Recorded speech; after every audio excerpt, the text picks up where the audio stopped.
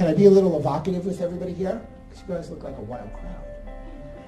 So, think of your body as a tree, and there's branches and leaves. The leaves are symptoms.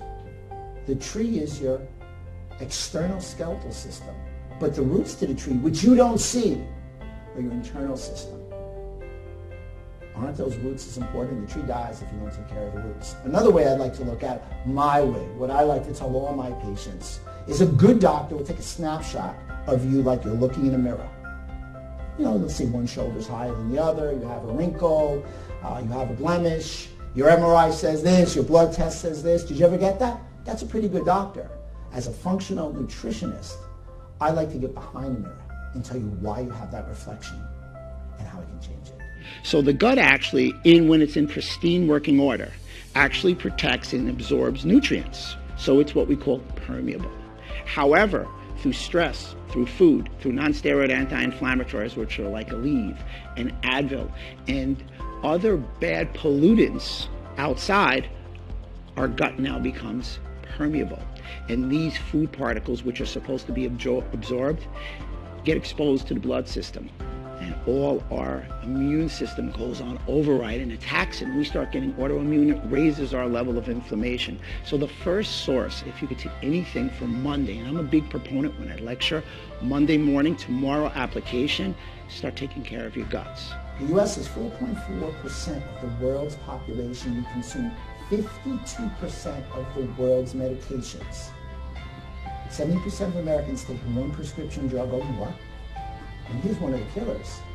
80% of Americans take pain opiates. 80%. We are, without question, the most over-medicated, over-drugged community in the world. Almost half of American adults have some form of chronic disease. 96% of our Medicare dollars are spent on chronic disease. 83% of our Medicaid dollars is spent on chronic disease.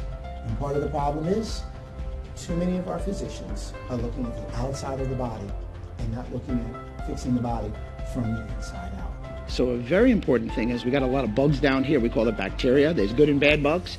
Most Americans have too many bad bugs and not enough good bugs. So that's why we always recommend a good probiotic, pro-life, good bacteria, good bug. By the way, don't get nervous about bacteria. It outnumbers you 10 to 1. The guy talking to you in the street probably wasn't talking to you. He was probably talking to his bacteria because it's live and that's his best friend right now.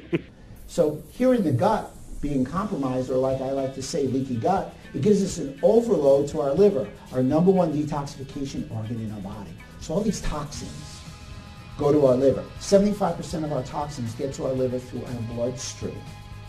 So if our gut is leaky, everything goes into our bloodstream. So from here, it goes into our bloodstream. You know what that means? It's systemic.